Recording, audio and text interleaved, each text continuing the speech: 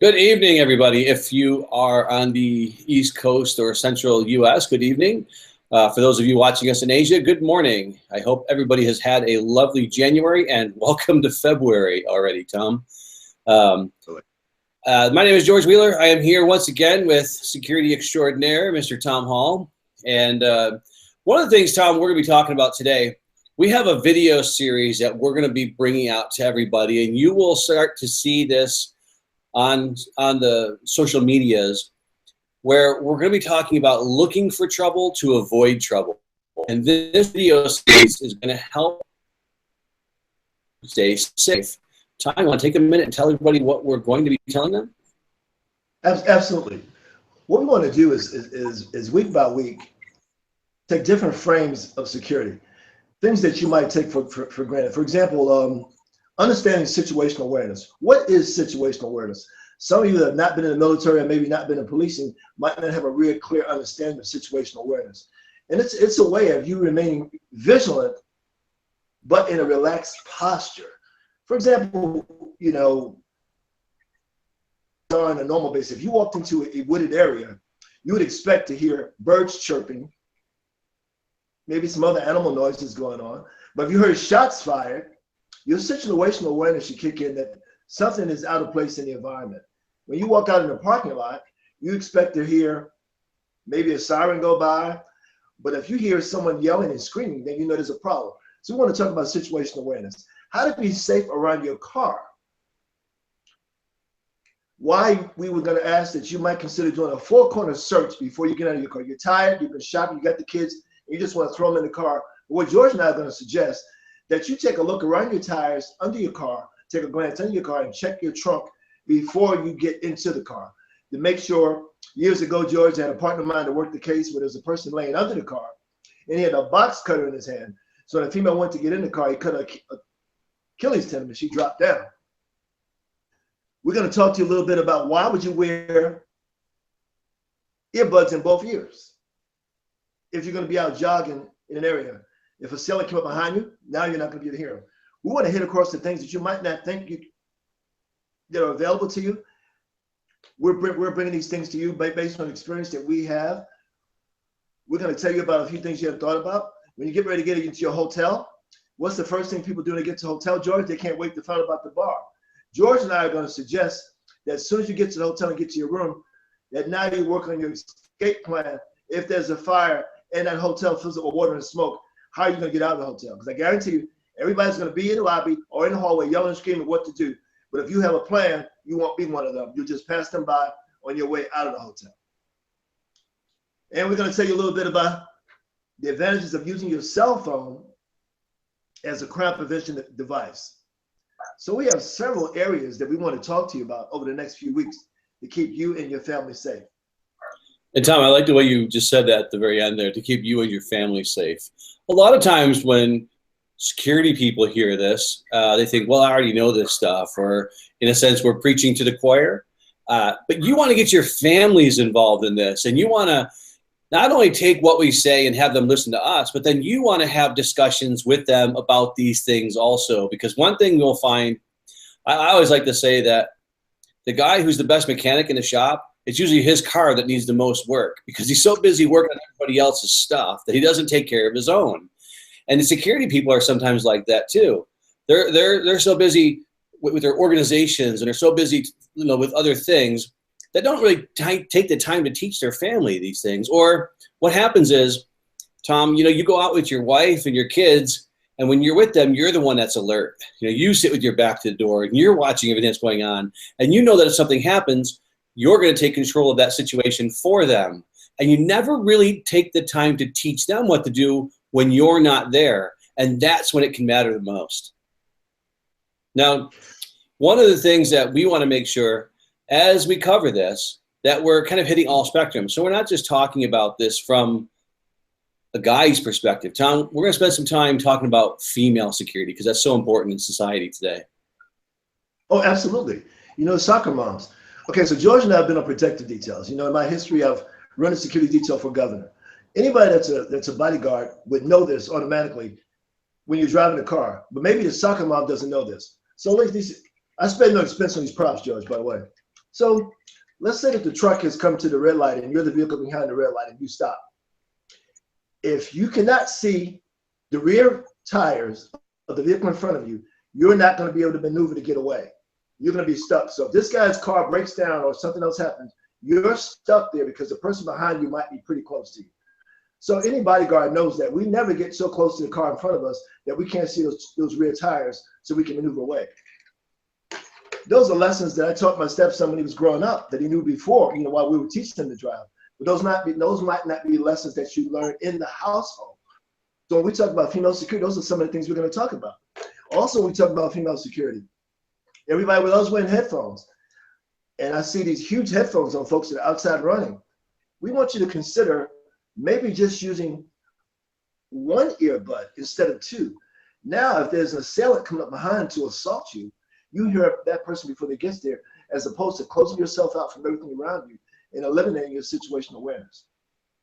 So there's a lot of areas that we can discuss just in terms of keeping women safe in the country.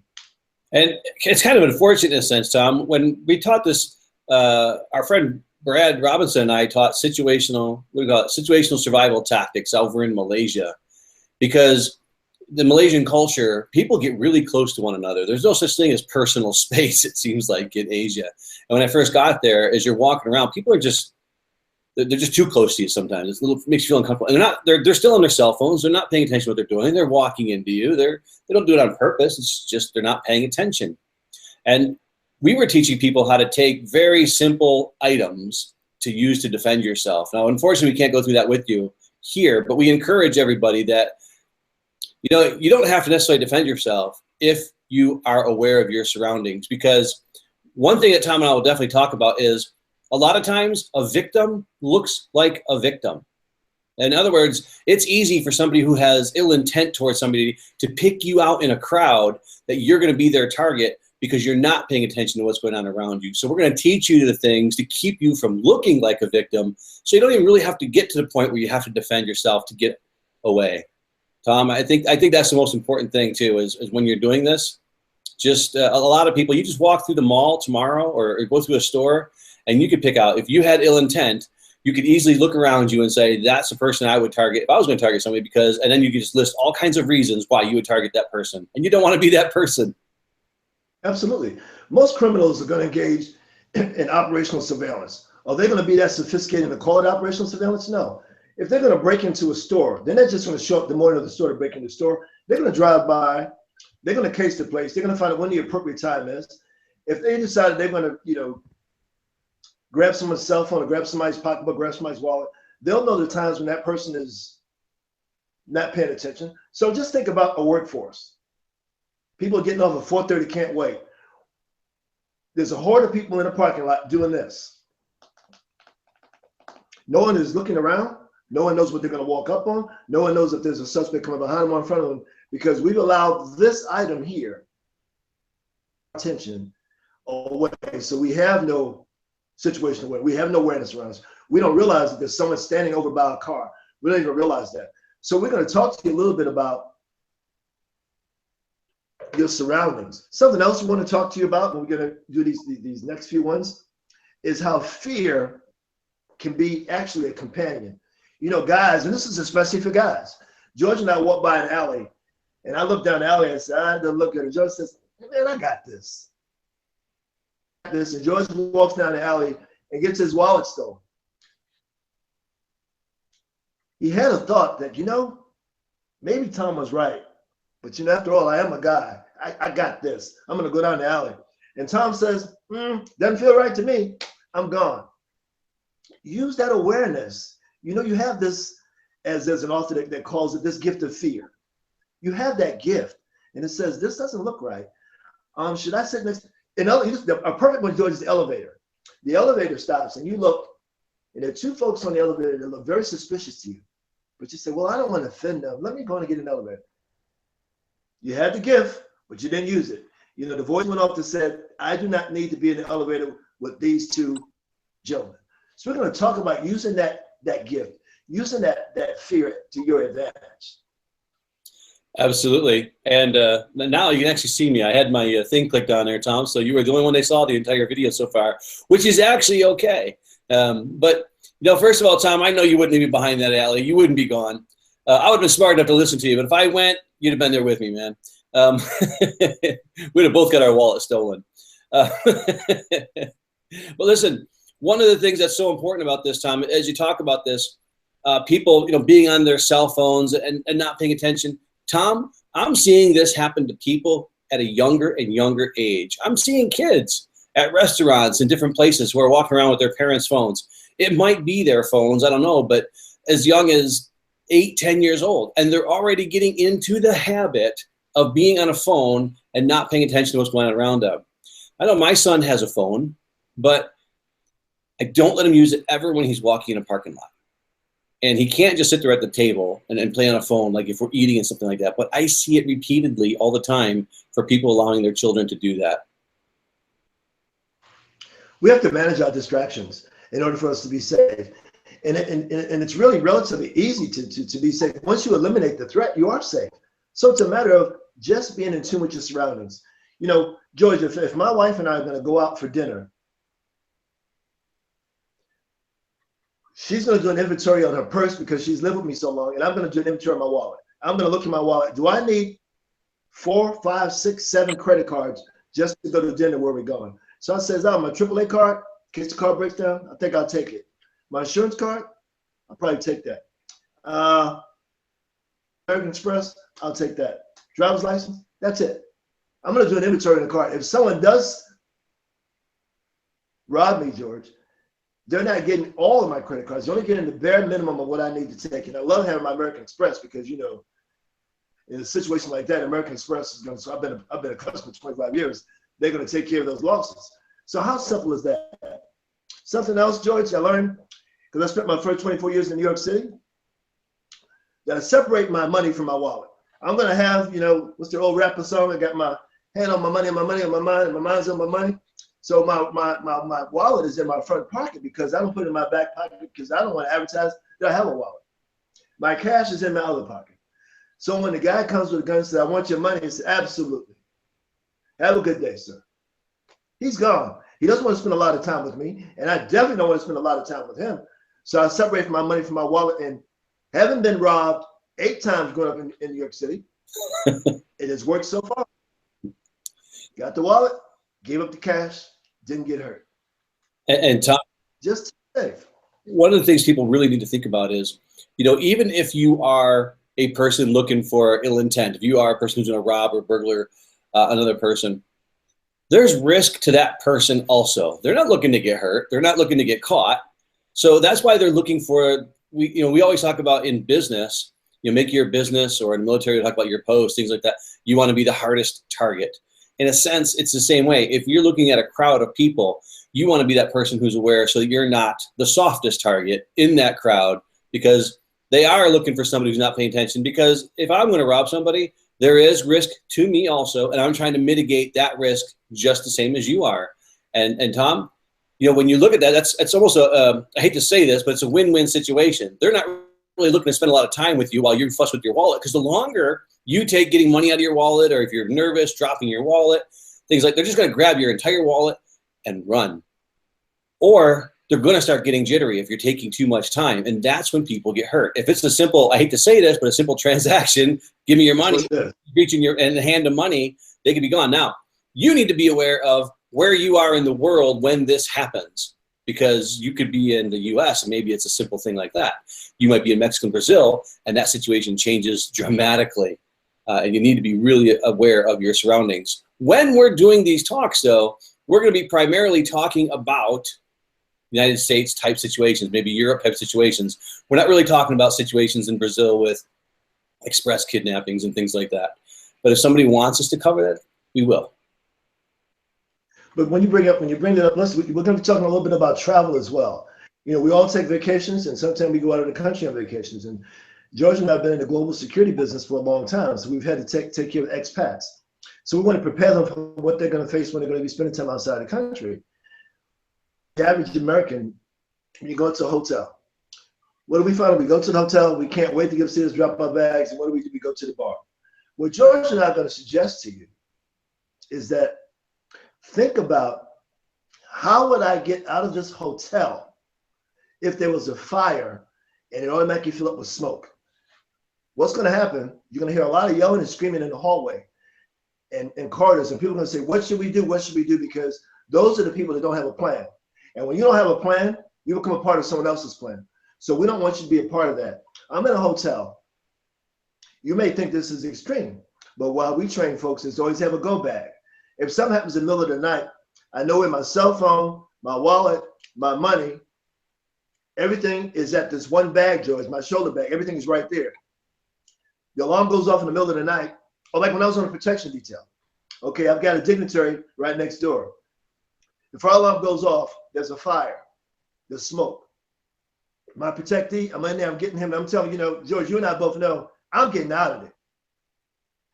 If he wants to be safe, he needs to hold on to my belt because I have a plan, okay? I'm getting low, smoke is going high, right? So I'm trained to go low.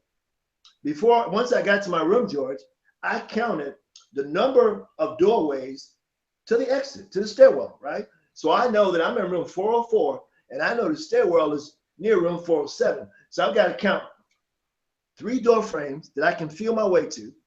I've already walked down the steps when I first got there because I want to see where this exits to. So now I have a plan. I can take care of me. What good is a bodyguard if you can't take care of the guy you're guarding, right? So if my dignitary's got my belt, I've got a plan. He's with me. I'm crawling to the exit. I'm to the stairwell now. I'm outside the building, and I'm watching this from across the street. This happened to us in the UK. So this is real world stuff. We're not telling you something that we learned in classrooms, although we've been through a lot of training. Most of the advice and the tips we're going to give you guys are things that we've learned by being in this business over 25, 30 years, whether it be from global security or it be businesses here locally. So there's going to be some great tips, and hotels are really, really important because once we get to the hotel, we act as if we're home. We're also going to talk to you a little bit about selecting your room in the hotel. What are some of the preferred places you should try to stay while you're in the hotel to maximize your ability to be safe? So we're excited about being able to go through a spectrum of areas, 35 minutes and no money.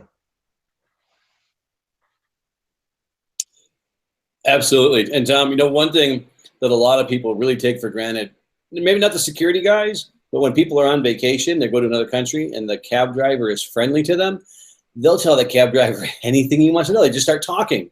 Oh, this guy's really interested in me. He's interested in where I come from. He's interested in how long I'll be here and things like that. And he gives him a card. Hey, how long are you going to be here? Because while you're here, if you need taxi service, I'm available. And they'll tell him the entire story. Oh, I'll be here until this day. This is what I plan on doing. People have to start realizing that it's awesome to be nice to other people, but there comes a point where your nicety really becomes a liability to you if other people are looking to have ill intent against you. You don't want to be giving away all of your information, and especially when you've just landed.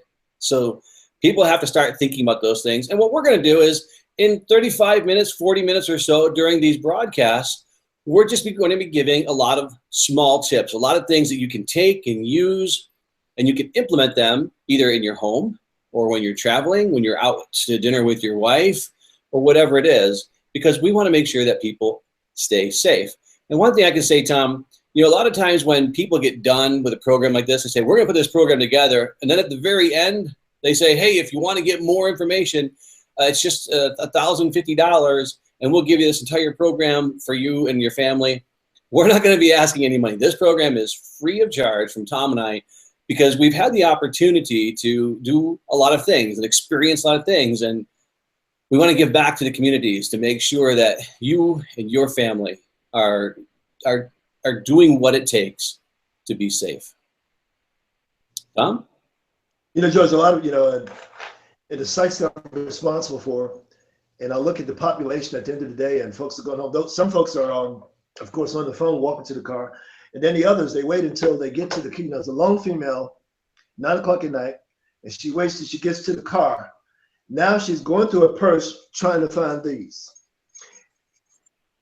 So our suggestion to you, is walk as if you're on a mission, that you have somewhere to go. We talked a few minutes ago about criminals engaging in operational surveillance. Everybody's looking for the easy target. As you said, the criminal doesn't want to, doesn't want to fight you for your pocketbook, doesn't want to fight you for your wallet, doesn't want to fight you for your phone. But if you're an easy target, you wait till you get to your car door. Now you're looking for the car. You're almost asking for to be the one. You're pointing yourself out as, I don't have a plan, so I'm open to become a part of your plan, Mr. Robert would be. So I'm suggesting to you that your key is in your hand. The phone call that you're making when you're walking, can you wait till you get into the security of your car and your car is locked before you make this call? And I'm pretty sure the answer is going to be yes. Unless it's a 911 call, it can wait until you're safe. So get in the habit of got the key out and now you're on a mission. You walk. You ever see New Yorkers walk? We walk like we on a mission from God. We know the deal. We walk like we have someplace to go. And then you look at the other folks like, golly, skyscrapers and everything.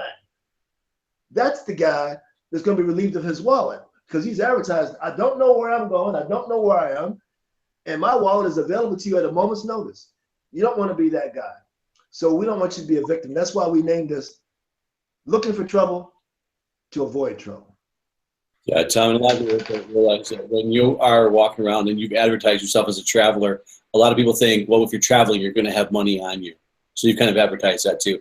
And a lot of times, I never, Tom keeps his money in his wallet in different pockets. I don't have to worry about that because I never have cash on me. I hardly ever use cash these days, unless I go to another country, because then you have to get cash. So all of a sudden, now I'm carrying cash when I normally don't, and you don't think about that. So that's why these tips are going to be extremely important for you and your family.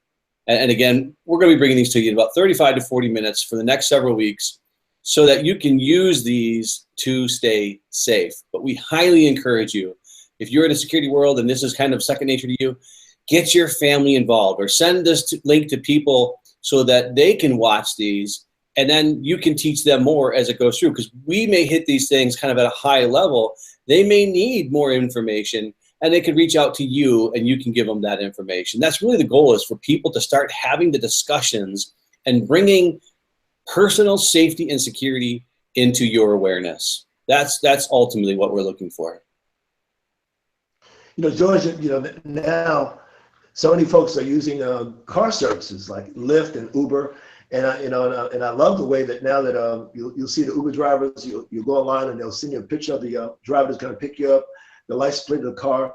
How many of us take the time to actually compare that license plate number to the license plate number of the vehicle that's picking you up, make sure that driver, so when I walk up to the car, I'm looking at saying, your name is, if I've got to pull it up online and the name's supposed to be Jethro Tull, and he tells me his name is Joe Splittingates, I'm not getting in that car, George. And I'm going to ask questions when I get, say, hey, man, are you carrying a gun? And I've heard all kind of things happening here. I ask questions of the driver. You the guy, anything happened since the last time you picked up a fare? I'm going to make a little bit of contact with him because I want him to turn around and talk to me.